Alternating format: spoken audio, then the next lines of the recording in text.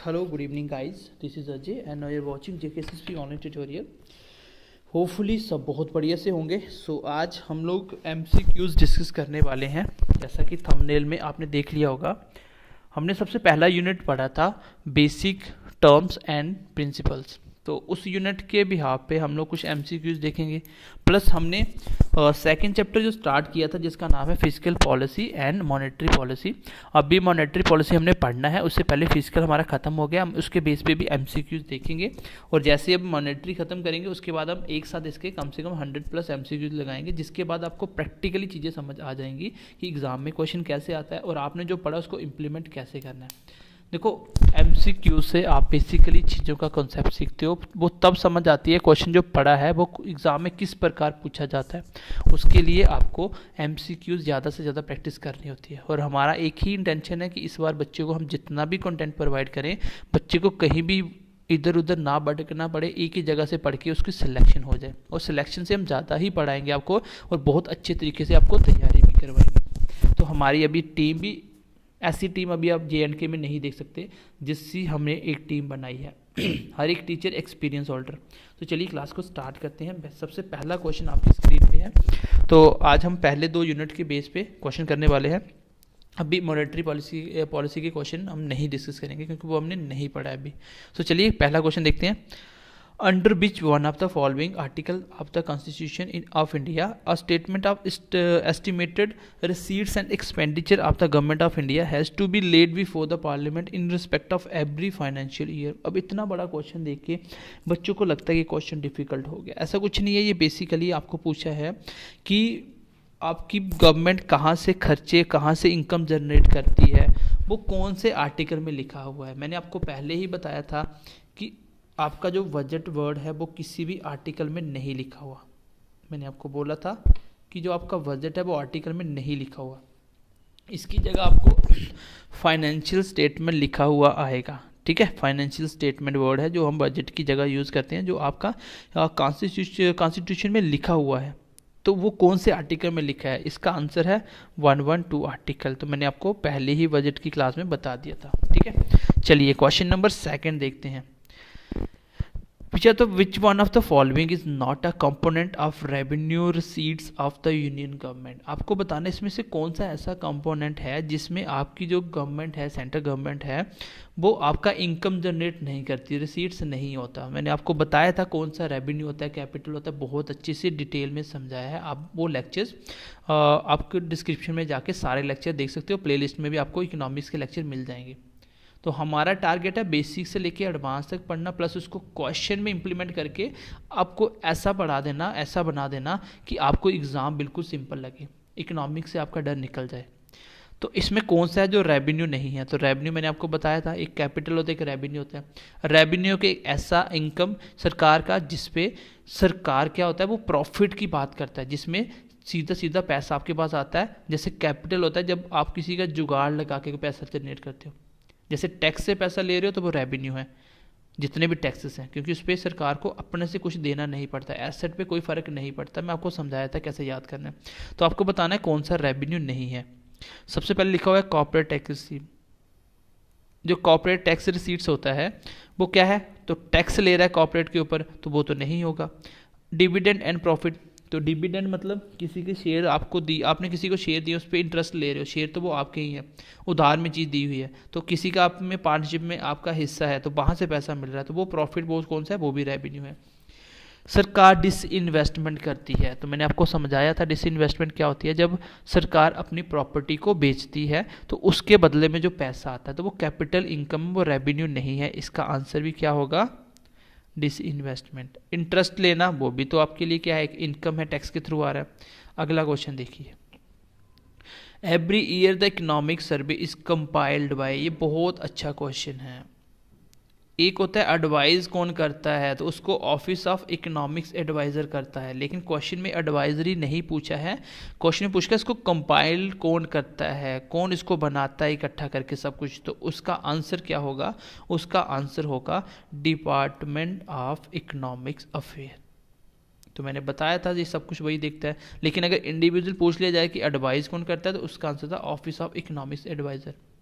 लेकिन यहाँ पे कंपाइल्ड की बात की गई है, तो उसका आंसर होगा guys department of economics affair, इस क्वेश्चन का आंसर होगा। Now let's see the question number 4। Question number 4 बोल रहा है कि फिजिकल डेफिसिट किसको बोला जाता है यूनियन बजट, ये किसके बराबर होता है। तो मैंने आपको बताया था फिजिकल डेफिसिट क्या होता है। ये वही पैसा होता है जो आप बजट को पूरा करने के लिए किसी से उधार लेते हो। वो आप अपनी कंट्री से भी ले सकते हो इंटरनल, या बाहर से भी उधार ले सकते हो। तो इसका आंसर भी यही होगा, जो आपके नेट इंक्रीज आ जाता है इंटरनल या एक्सटर्नल उधार से जो आप पैसा लेते हो, तो वही होता है फिजिकल डेफिसिट। तो फिजिकल डेफिसिट क्या होता है, जब आप बजट को पूरा करने के लिए कहीं से पैसा उधार में उठाते हो, वही आपका घाटा होता है। अगला क्वेश्चन देखिए, आसान क्वेश्चन था। बोल रहे कि physical responsibility and budget management act FRBM जिसको बोलते हैं शॉर्ट में, was pass to keep check on. तो ये जो पास किया गया था, ये किसको चेक करने के लिए किया था। तो मैंने आपको इसके बारे में बहुत अच्छे से बताया था कि कितना कितना परसेंटेज टारगेट सेलेक्ट किया हुआ है, हर साल कितना % रेवेन्यू डेफिसिट कम करेंगे, फिजिकल डेफिसिट कम करेंगे। तो इसका आंसर भी यही है आपका दोनों। देखो, एक तो इसमें दोनों के दोनों टारगेट थे कि रेवेन्यू डेफिसिट को जीरो कब तक करना, किसको 0.3% पे लेके आना है, 2008 तक इसको जीरो करना है। तो मैंने आपको बताया था कि 38 अभी 2020 के अकॉर्डिंग कितना चल रहा है आपका रेवेन्यू डेफिसिट। ठीक है, तो ये आपका आंसर होगा कितना, बहुत फिजिकल एंड रेवेन्यू डेफिसिट। तो इसका आंसर है दोनों के लिए। ये जो एक्ट है ये दोनों के लिए बनाया गया था। ठीक है, ये दोनों के लिए बनाया गया था। मैं इस एक्ट के बारे में आपको पूरा डिटेल में पढ़ाया था, आप वीडियो देख सकते हो। So let's see the question number 6 of today session. आपको कुछ क्वेश्चन मिलेंगे जो आपको खुद भी करने हैं, जिसको आप नेट पे सर्च करिए, देन उसको मुझे बताइए इसका आंसर क्या होगा, ये आपको कमेंट सेक्शन में बताना है। ठीक है, सो क्वेश्चन है आपका, which one of the following is the largest item of expenditure of the government of India on revenue accounts. तो रेवेन्यू अकाउंट के हिसाब से आपका सबसे ज़्यादा गवर्नमेंट खर्चे कहाँ पे करती है, सबसे ज़्यादा खर्चे गवर्नमेंट के कहाँ होते हैं। आंसर है डिफेंस के ऊपर सब्सिडी देती है, जो आपको पेंशन देती है, या इंटरेस्ट पेमेंट होता है। तो इसका आंसर मुझे आप कमेंट सेक्शन में बताओगे, ये नेट पे सर्च करिए, कहीं भी पढ़िए और मुझे इसका आंसर बताइए क्या होगा। ठीक है, इसका आंसर मुझे आप बताएंगे। क्वेश्चन नंबर 7 देखिए, which one of the following is an non economic activity. तो ये मैंने आपको सारे बताए थे। इकोनॉमिक एक्टिविटी कौन सी एक्टिविटी है, जो भी मनी रिलेटेड आ जाएंगी, जिसमें पैसे का लेना देना होगा। और नॉन मनी जितनी भी होगी वो सारी नॉन इकोनॉमिक्स एक्टिविटी होंगी। इसमें से कौन सा नॉन इकोनॉमिक्स एक्टिविटी है, क्वेश्चन को बहुत ध्यान से पढ़ना होता है, चीज़ों को दिमाग में लेके इसको सोचना पड़ता है, फिर जाके चीज़ें क्लियर होती हैं। तुम लोग क्वेश्चन तो पढ़ लेते हो, सॉरी कॉन्सेप्ट तो पढ़ लेते हो, लेकिन इसको इम्प्लीमेंट नहीं करते हो। जब क्वेश्चन आता है फिर 50-50 पे आके अटक जाते हो। तो 50-50 वाला काम नहीं होना चाहिए, चीज़ों की समझ होनी चाहिए। तो आपको बताना है इसमें कौन सा नॉन इकोनॉमिक्स एक्टिविटी है, ऐसी एक्टिविटी जिसमें पैसे का लेना देना ना हो। सबसे पहले एक टीचर एक इंस्टीट्यूट में पढ़ा रहा है, ये मैंने आपको क्लास में करवाया भी था यही क्वेश्चन। तो देखो, टीचर किसी इंस्टीट्यूट में पढ़ा रहा है, वो सर्विस दे रहा है, वो टर्शरी सेक्टर का पार्ट है, उसमें उसको पैसा मिलेगा। जिसमें पैसा आ गया वो इकोनॉमिक्स एक्टिविटी होगी, वो नॉन थोड़ी होगी। टीचर किसी सर्व शिक्षा अभियान के अंडर पढ़ा रहा है, अब कोई सरकार की तरफ से पढ़ा रहा है तो वो भी तो पेमेंट लेगा। टीचर किसी प्राइवेट कंसल्टेंसी सर्विस में काम कर रहा है तो इसमें भी पैसा लेगा, वो ऐसे थोड़ी फ्री में काम करेगा।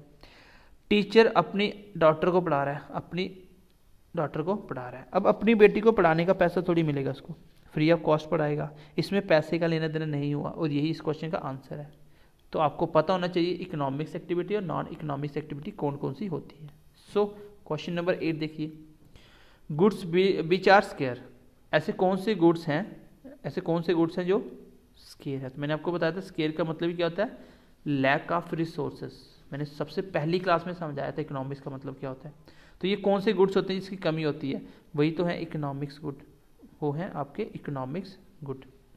तो इकोनॉमिक्स गुड्स वही गुड्स हैं जो जिसकी कमी होती है, इसी से इकोनॉमिक्स वर्ड निकला और इसी को यूटिलाइज करना प्रॉपर तरीके से उसको बोलते हैं इकोनॉमिक्स। तो इकोनॉमिक्स बेसिकली इकोनॉमिक्स गुड, इसी गुड से वो गुड है जिसकी कमी है। तो ये मैंने क्वेश्चन आई थिंक क्लास में भी बताया था। सो गाइज क्वेश्चन नंबर 9 देखते हैं। Question number 9, economics emerge due to. Economics किसकी वजह से सामने आया, इमर्ज हुआ, किसकी वजह से इकोनॉमिक्स बना, तो वो किसके लिए बनता है। तो यही इसका आंसर है, स्केरसिटी। मैंने बताया था स्केरसिटी के कमी को पूरा करने के जो तरीके होते हैं उसी को इकोनॉमिक्स बोला जाता है, प्रॉब्लम को सॉल्व करना। क्यों कमी है? क्योंकि रिसोर्सेस लिमिटेड हैं और आपके जो वांट्स हैं, जो आपके डिज़ायर हैं वो अनलिमिटेड है। तो जब आपकी डिज़ायर बहुत ज़्यादा है, चीज़ें कम हैं, तो उसको यूटिलाइज करना प्रॉपर तरीके से, उसी को इकोनॉमिक्स का नाम दिया गया। और इकोनॉमिक्स मर्ज ही इसी की वजह से होता है, इसकी कमी होने की वजह से ही इकोनॉमिक्स इमर्ज हुआ। ठीक है, चलो अगला क्वेश्चन देखिए, क्वेश्चन नंबर 10th क्वेश्चन मैं निकाल लेता हूँ, क्वेश्चन नंबर 10th। चलो क्वेश्चन नंबर 10th बोल रहा है अपॉर्चुनिटी कॉस्ट किसको बोला गया। तो मैंने पढ़ाया था आपको बेसिक क्लास में अपॉर्चुनिटी कॉस्ट क्या क्या होती है। देखो इसमें मैं आपको 4-5 क्वेश्चन और भी बता दूंगा। सबसे पहला option change in total cost. तो टोटल कॉस्ट में चेंज आना उसको बोलते हैं मार्जिनल कॉस्ट, उसको बोलते हैं मार्जिनल कॉस्ट। ये याद रखना, मार्जिनल कॉस्ट कंसेप्ट किसका है? मार्जिनल कॉस्ट कंसेप्ट है टोटल कॉस्ट में चेंजेस आना। तो ये तो इसका आंसर नहीं होगा। अगला ऑप्शन देखिए, cost can not be recovered. वो कॉस्ट जिसको रिकवर्ड नहीं किया जाए उसको बोलते हैं गाइस शंक कॉस्ट। वो कॉस्ट जो एक बार हो गई और उसको हम लोग रिकवर्ड नहीं कर सकते उसको बोलते हैं शंक कॉस्ट। तो ये भी इंपॉर्टेंट पॉइंट था। आगे ऑप्शन है आपका प्रमोशन कॉस्ट। देखो प्रमोशन कॉस्ट क्या होता है? जितना भी आप एडवर्टीजमेंट करने के लिए पैसा खर्च करते हो प्रमोशन करने के लिए, उसको बोलते हैं प्रमोशन कॉस्ट। तो ये भी इसका आंसर नहीं था। तो ऑप्शन नंबर सी इसका आंसर था अदर बेस्ट अल्टरनेट। मैंने आपको अपॉर्चुनिटी कॉस्ट का मतलब भी समझाया था कि अपॉर्चुनिटी कॉस्ट का मतलब होता है कि जब आप चीज़ों को सेक्रीफाई करते हो, मान लो 5 चीज़ें हैं उसमें से आपको सिर्फ 2 लेने के पैसे हैं, 3 आप नहीं ले रहे, तो फिर उसमें से आप चूज़ करते हो कि मैं कौन सी 2 बाय करूँ। और जो 3 आप छोड़ रहे हो, जो 3 आप छोड़ रहे हो वही है आपका अपॉर्चुनिटी कॉस्ट। तो एक ऐसा अल्टरनेट जो आप छोड़ रहे हो, सेक्रीफाई कर रहे हो, उसी को बोला जाता है अपॉर्चुनिटी कॉस्ट। सो चलिए क्वेश्चन नंबर नेक्स्ट देखते हैं, क्वेश्चन नंबर 11th। आपको बताना है which of the following is not a feature of capitalism. तो मैंने आपको कैपिटलिज्म, सोशलिज्म, उसके बाद मिक्स इकोनॉमी, ठीक है, ये मैंने आपको बताया था, मैंने सारे आपको समझाए थे और बहुत अच्छे से एग्जांपल दे के कंट्री की, कौन सी कंट्री कैसे, क्यों इंडिया क्यों मिक्स है, सब कुछ मैंने बहुत अच्छे से समझाया था। लिंक है डिस्क्रिप्शन में, जाके वीडियो देखिए, फिर आप MCQs लगाइए, आपको समझ भी आएगा, प्रैक्टिकली चीज़ें करना भी आएंगे, तो एग्जाम में क्वेश्चन भी सिंपल लगेंगे। तो इसमें से कैपिटलिज्म का पार्ट कौन सा नहीं है? तो मैंने आपको बोला था ना कैपिटलिज्म और सोशलिज्म में फ़र्क क्या होता है। कैपिटलिज्म में लोग प्राइवेट पे ज़्यादा फोकस करते हैं, इसमें होनर प्राइवेटशिप होती है। तो इसमें क्या होता है, देखो ये पूछा, ये इसका नहीं फीचर है। तो राइट टू प्राइवेट प्रॉपर्टी तो बिल्कुल होता है। प्राइवेट प्रॉपर्टी अपना राइट है, जो जितना कमाएगा उसकी उतनी ही प्रॉपर्टी होगी। प्राइवेट में तो प्राइवेट का ओनर है, उसमें गवर्नमेंट कुछ नहीं कर सकती, क्योंकि कैपिटलिज्म में होता ही यही है। उसके बाद सर्विस मोटिव, चलो इसको फिलहाल मैं अभी छोड़ रहा हूँ, अगला ऑप्शन देखते हैं। एग्जिस्टेंस ऑफ कंपटीशन, क्या कंपटीशन अलाई करता है बीच में? बिल्कुल करता है, क्योंकि कंपटीशन तो हाई होता है इसमें। कैपिटलिज्म में कंपटीशन हाई होगा, क्यों होगा मैं डिटेल में समझाया था आपको, क्योंकि यहाँ कैपिटलिज्म होगा, वहाँ प्राइवेट होगा। प्राइवेट होगा तो प्राइवेट ज़्यादा से ज़्यादा पैसा कमाने के लिए ज़्यादा ज़्यादा कंपटीशन करता है, जितना ज़्यादा कंपटीशन उतना ज़्यादा पैसा। फ्रीडम ऑफ चॉइस, इसमें चॉइस की फ्रीडम होती है, क्यों? क्योंकि इसमें किसी का कोई रोल नहीं है, गवर्नमेंट कुछ नहीं करेगी, जो आपका मन करता है। प्राइवेट है, आपके पास पैसा कुछ भी ले सकते हो, इसमें फ्रीडम ऑफ चॉइस होता है। तो मुझे पता चल गया पहला, ये 3 तो आंसर नहीं हो गए, तो आंसर भी यही था, क्योंकि सर्विस मोटिव मतलब होता है किसी को सर्विस देना, किसी को कौन सी सर्विस, जैसे किसी के लिए भलाई के लिए काम करना, जैसे गवर्नमेंट करती है, आपको अलग अलग प्रकार से सर्विस देती है गवर्नमेंट, फ्री में आपको अलग अलग स्कीमें लेके आती है, आपको पेंशन देती है, तो वो आपको एक सर्विस दे रही है। लेकिन कैपिटलिज्म में कोई किसी को सर्विस नहीं देता, सबको मतलब है पैसे से, जितना पैसा कमाओगे उसी हिसाब से आपका काम भी होगा, उसी हिसाब से पैसा मिलेगा। तो सर्विस देना इनका मोटिव नहीं होता, इनका मोटिव होता है प्रॉफिट ज़्यादा से ज़्यादा कमाना। इसलिए टोटली कैपिटलिज्म होना भी गलत बात है, और इंडिया फिलहाल अभी कैपिटलिज्म की तरफ बढ़ रही है।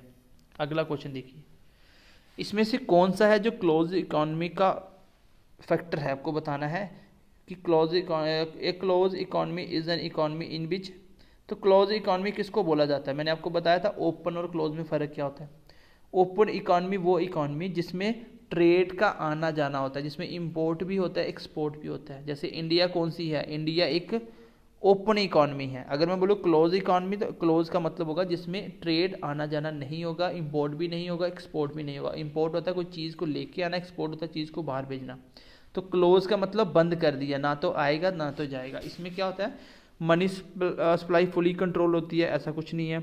डेफिसिट फाइनेंसिंग होता है, बिल्कुल होता है, घाटा गुटा होता है। इसमें आपको बताना है, ये भी नहीं है इसका आंसर। ओनली एक्सपोर्ट, बिल्कुल नहीं, ना तो इसमें एक्सपोर्ट होता है ना ही इंपोर्ट होता है। मेन बेसिकली जो आपने पढ़ा था वो यही था। देखो डेफिसिट फाइनेंसिंग तो होगा ही होगा, ठीक है, वो तो ओपन में होगा। क्यों? क्योंकि अब बाहर से पैसा ले रहे हो तभी तो आपको डेफिसिट फाइनेंसिंग लेके आना पड़ेगा। मैंने टर्म बताई थी ना डेफिसिट फाइनेंसिंग क्या होता है। तो घाटे को कम करना, तो घाटा तब होगा ना जब बाहर से उधार लोगे। तो लेकिन क्लोज का तो ये पार्ट ही नहीं है, एक्सपोर्ट करना खाली। तो ना तो एक्सपोर्ट होता है ना ही इंपोर्ट होता है क्लोज के अंदर। तो इसमें नाइदर एक्सपोर्ट नॉर इंपोर्ट, ये इस क्वेश्चन का एग्जैक्ट आंसर था। क्योंकि ओनली एक्सपोर्ट ऐसा नहीं है, ठीक है। चलो आगे बढ़ते हैं, क्वेश्चन नंबर 13 देखिए। इसमें कंज्यूमर को किस चीज़ की आज़ादी होती है, सोबर्निटी होती है, इज अ फीचर ऑफ किसका है ये। देखो कंज्यूमर को किसकी फ्रीडम होती है, ग्राहक को भगवान माना जाता है। किसमें ऐसा क्या, किसमें होता है ये कैपिटलिज्म में होता है, सोशलिज्म में होता है, मिक्स में होता है या कम्युनिज्म में होता है। तो ग्राहक को भगवान किसमें माना जाता है, ये होता है आपका कैपिटलिज्म का फीचर। क्यों? क्योंकि यहाँ पे आप ग्राहक को जितना सेटिस्फाई कर पाओगे उतना ही आपका इनकम जनरेट हो पाएगा। तो इसमें ग्राहक को ही भगवान माना जाता है। वो कैपिटलिज्म में ऐसा होता है, जो ग्राहक है उसकी इज्जत होगी, जिसके पास पैसा नहीं है उसको वो इज्जत उसकी नहीं करेंगे। तो ये भी इसी का फीचर आपके कौन सा, कैपिटलिज्म का। ये आप मेरी वीडियो में जाके बहुत अच्छे से समझ सकते हो कि इन सब में क्या क्या डिफरेंस है। और इंडिया कौन सी इकॉनमी है, इंडिया मिक्स्ड है, क्योंकि इसमें सोशलिज्म भी है, सरकारी भी है, प्राइवेट भी है। नेक्स्ट क्वेश्चन देखिएगा इस, अगला क्वेश्चन है administered price is a feature of. ये किसका फीचर है जिसमें कंट्रोल करता है कौन, सरकार, इसमें फ्रीडम नहीं होता। तो ये कौन सा किसका फीचर होता है, ये सारा की सारा फीचर होता है आपका सोशल का।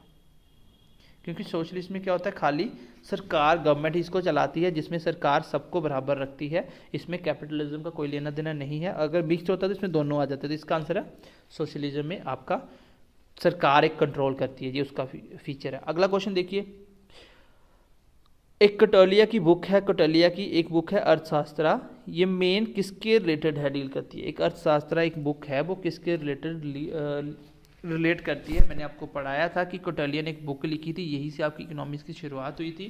कटोलिया पंडित बोला जाता है इसको, चाणक्य के नाम से भी जाना जाता है। उसका असली नाम था Vishnugupta.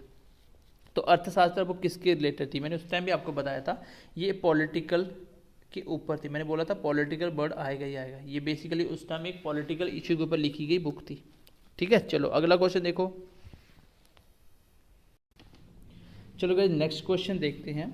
In the national context which of the following indicates macro approach. तो मैक्रो और माइक्रो क्या होता है ये आपको मैंने बहुत अच्छे से समझाया था, प्रैक्टिकली एग्जाम्पलें बताई थी इसकी, इतनी सारी एग्जाम्पल्स लिखी थी।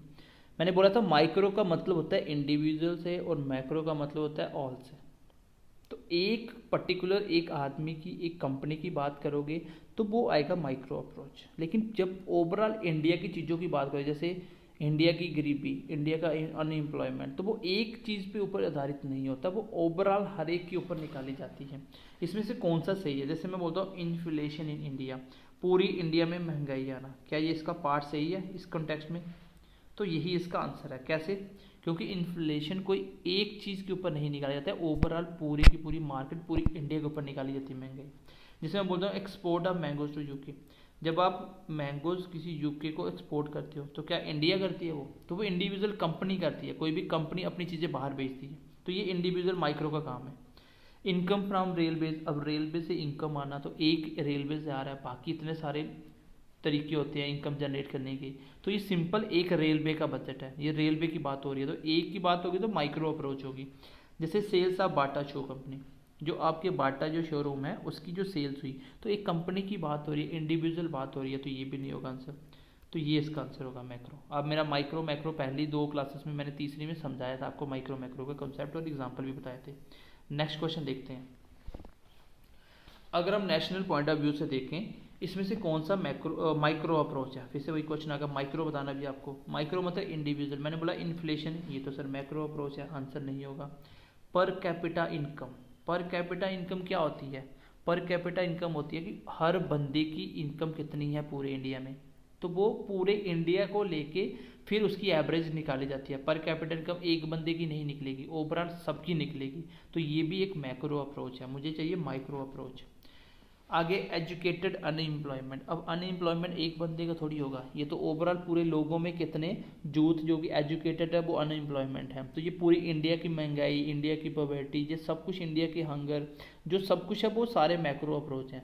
अगर मैं बात करूँ study of sales of TISCO, तो टिस्को एक कंपनी का नाम है, तो एक कंपनी की बात हो रही है, तो यही है आपकी माइक्रो अप्रोच। तो ये छोटे छोटे क्वेश्चन आपको दिमाग में सोचने पड़ेंगे खुद, अगर आपको माइक्रो मैक्रो का कॉन्सेप्ट समझ आए तो। चलो नेक्स्ट क्वेश्चन की तरफ बढ़ते हैं गाइज। नेक्स्ट क्वेश्चन देखते हैं। ये मुझे आपको बताना है कि मैक्रो टर्म्स किसने सबसे पहले यूज़ करी थी। मैं यूज़ की बात कर रहा हूँ, सबसे पहले किसने यूज़ करी थी। माइक्रो और मैक्रो एक ही बंदे ने यूज़ करी थी सबसे पहले, वो आप देखना। नाम देने की बात नहीं कर रहा हूँ, मैं बोल रहा हूँ जिसने पहले इसका इस्तेमाल किया था। ठीक है, चलो अगला कॉन्सेप्ट देखिए। The concept of joint sector implies cooperative between. जो जॉइंट सेक्टर का कॉन्सेप्ट होता है वो किस किस को देख के बनाया जाता है? Public sector and private sector को, या गवर्नमेंट एंड सेंट्रल गवर्नमेंट को देख के, या डोमेस्टिक एंड फॉरेन कंपनीज को, या नन ऑफ दीज। तो ये मैंने आपको अच्छे से समझाया भी था कि जॉइंट हमेशा मिक्स किसका बनता है, वो बनता है आपका प्राइवेट और पब्लिक और प्राइवेट इंडस्ट्री से। जब आपकी गवर्नमेंट और प्राइवेट कंपनियां मिलके, उसी को बोलते हैं private and public sector. Public मतलब गवर्नमेंट, प्राइवेट मतलब जो कोई भी आपका प्राइवेट, जैसे अंबानी वगैरह, ये सब प्राइवेट होगी। अगला क्वेश्चन देखिए, क्वेश्चन नंबर आज की क्लास का लास्ट क्वेश्चन है। In Indian economy the sectors are divided into private and public on what basis.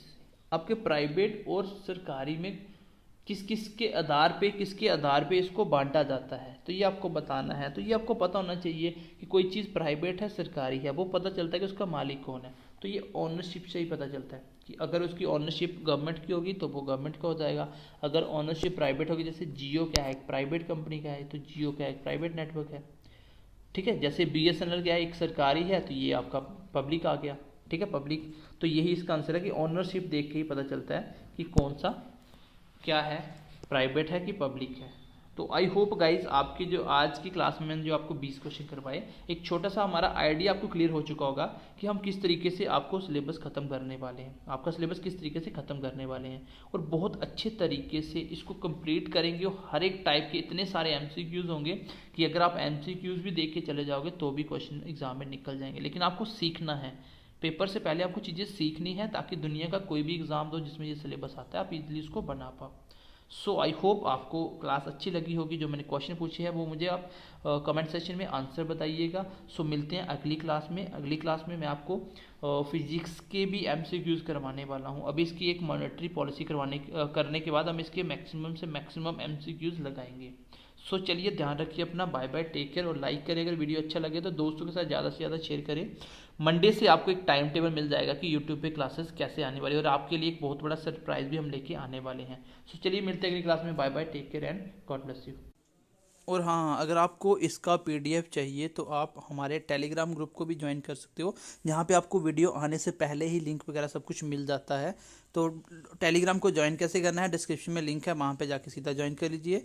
तो इसके साथ साथ आप हमारा ऐप भी डाउनलोड कर सकते हैं, यहाँ पे आपको MCQs PDF प्रोवाइड की जाती है। तो बाय, टेक केयर।